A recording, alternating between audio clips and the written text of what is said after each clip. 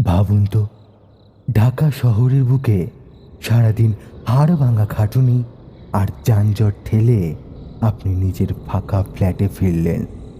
চারপাশ শান্ত, নিস্তব্ধ। আপনি ঘরের আলোটা নেভালেন ঘুমানোর জন্য, কিন্তু হঠাৎ আপনার মনে হলো ঘরের ওই অন্ধকার কোণটা থেকে কেউ একজন এক দৃষ্টে আপনার দিকে তাকিয়ে আছে।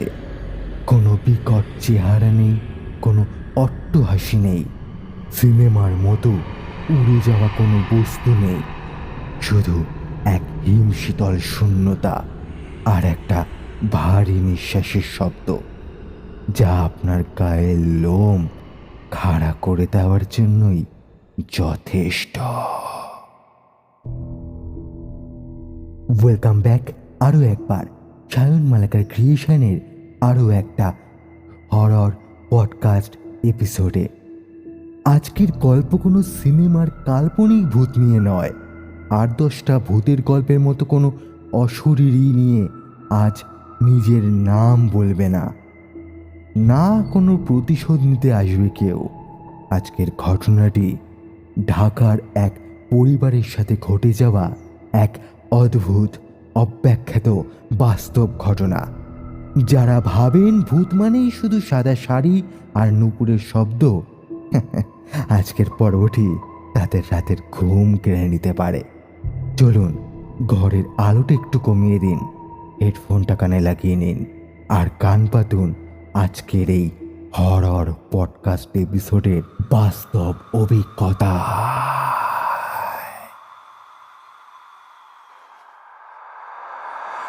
ঘটনাটি ঢাকার ওয়ারি এলাকার। জায়গাটা এমনিতেই বেশ পুরনো, বনেদি বাড়ি আর সরু গলিতে ঘেরা। আমাদের আজকের ঘটনার ভুক্তভোগী সাজিদ সাহেব একটি বেসরকারি ব্যাংকে চাকরির সুবাদে একা থাকার জন্য ওয়ারিতে একটি দোতলা পুরনো বাড়ির একতলা ফ্ল্যাট তিনি ভাড়া নেন। বাড়িটা ছিল বেশ পুরনো আমলের, মোটা দেয়াল, বড় বড় জানালা, আর দিনের বেলাতেও ঘরের ভেতর কেমন একটা স্যাঁতস্যাঁতে অন্ধকার লেগেই থাকতো। তবে ভাড়াও ছিল তুলনামূলক বেশ কম। ব্যাচেলর মানুষ, সারাদিন অফিস করে রাতে শুধু ঘুমোতে আসা, তাই সাজিদ সাহেব আর বিরক্তি না করে উঠে পড়েন সেই ফ্ল্যাটে। প্রথম সপ্তাহটা একদম স্বাভাবিকভাবেই কেটে গেল। বিপত্তিটা শুরু হলো দ্বিতীয় সপ্তাহের মাঝামাঝি থেকে। ওই হরর সিনেমার যেমন প্রথম দিনেই ভয়ঙ্কর কিছু ঘটে যায়, বাস্তবে কিন্তু তেমনটা হয় না। বাস্তবে ভয়টা আসে খুব ধীরে ধীরে, আপনার মনে অজান্তেই। সাজিদ সাহেবের ক্ষেত্রেও তাই হয়েছিল। প্রথমে যে বিষয়টা তিনি খেয়াল করলেন তা হলো অস্বাভাবিক ঠান্ডা। ঢাকা শহরের গুমোট গরমেও রাত ঠিক 2:30 থেকে 3টের দিকে তার বেডরুমের তাপমাত্রা অস্বাভাবিকভাবে কমে যেত। কেবল একদিন নয়, দুদিন নয়, প্রতিটা দিন। এসি বা ফ্যান ছাড়াও একটা কনকনে হিমশীতল হাওয়া যেন ঘরের ভেতরে ঘুরে বেড়াতো তার আশেপাশেই। আর তার সাথে যুক্ত হলো একটা অদ্ভুত গন্ধ। গন্ধটা ঠিক পচা কিছুর নয়, বরং পুরনো বন্ধ ঘরে অনেক দিন ধরে রাখা স্যাঁতস্যাঁতে মাটি আর শুকিয়ে যাওয়া গাঁদা ফুলের একটা মিশ্র গন্ধ। সাজিদ সাহেব যুক্তিবাদী মানুষ। তিনি ভাবলেন পুরনো বাড়ি হয়তো কোথাও স্যাঁতস্যাঁতে ভাব থেকে বা বাইরের কোনো ডাস্টবিন থেকে হাওয়া ঢুকে এই গন্ধ তৈরি করছে।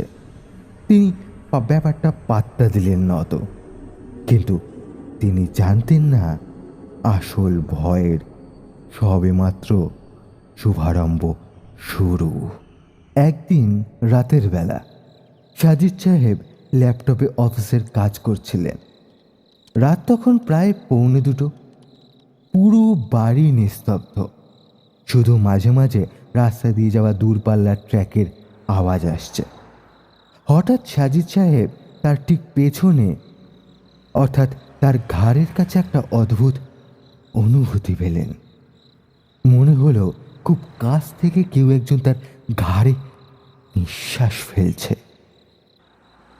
নিঃশ্বাসটা এতটাই ভারী আর ঠান্ডা যে সাজিদ সাহেবের মেরুদণ্ড বেয়ে একটা শীতল স্রোত নেমে গেল। তিনি চমকে পেছনে তাকালেন, কিন্তু কেউ নেই। ফাঁকা ঘর, ল্যাপটপের আলোয় অর্ধেকটা আলোকিত, বাকি অর্ধেকটা অন্ধকারে ডোবা।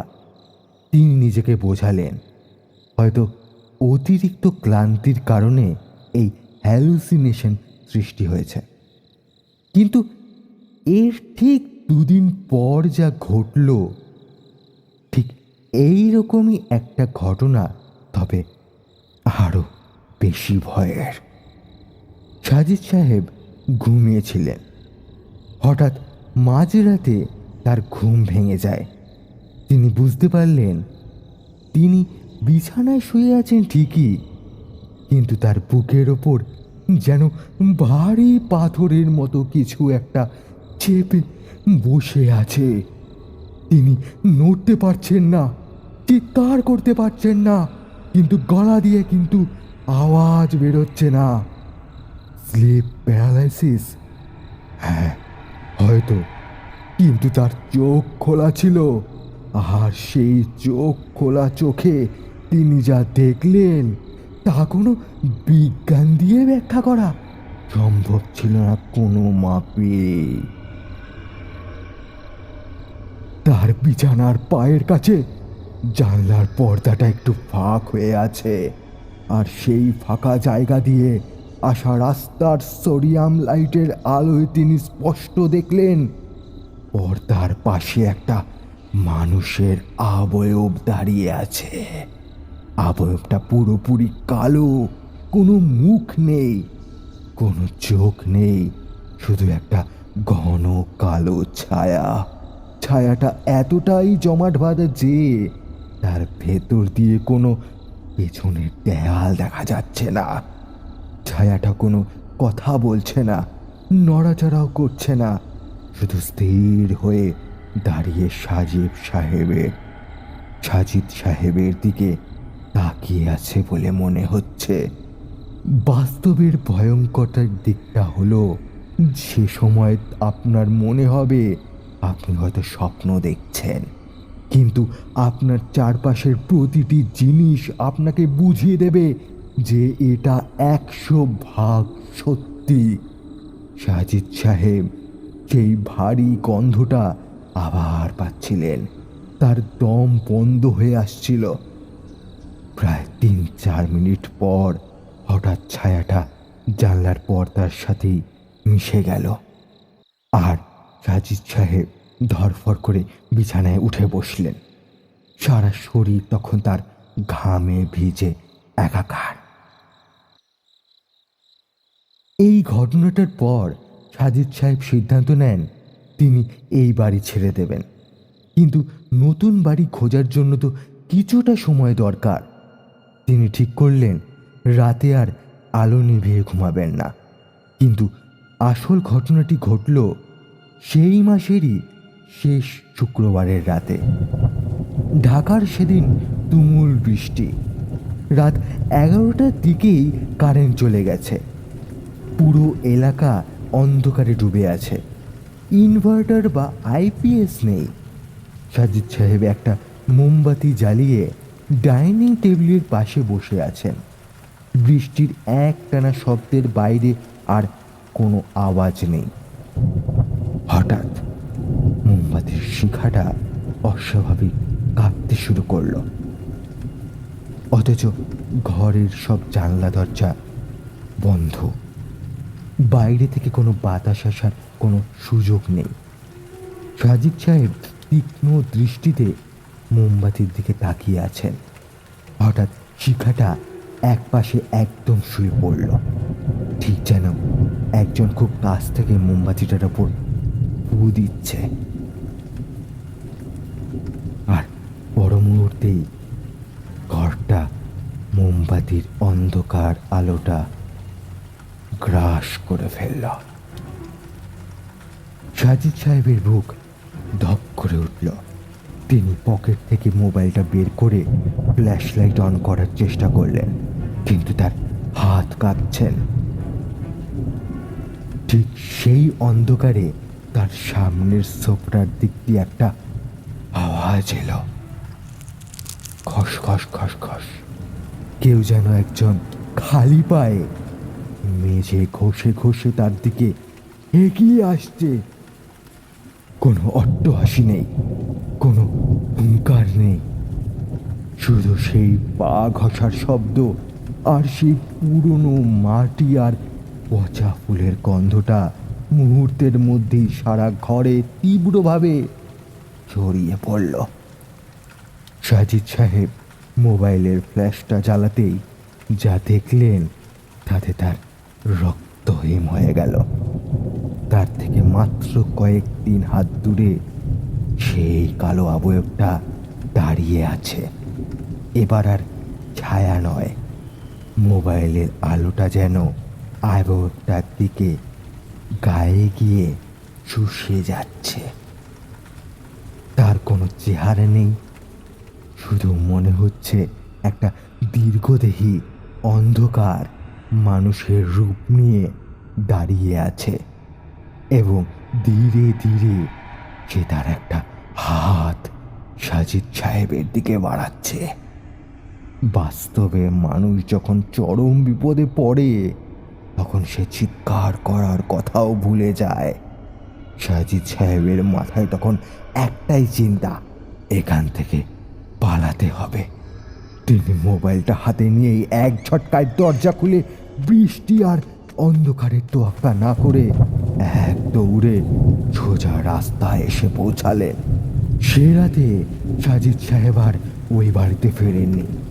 মেইন রোডেরই এক পাশের একটা চায়ের দোকানে বসে তিনি সারা রাত কাটিয়ে দেন।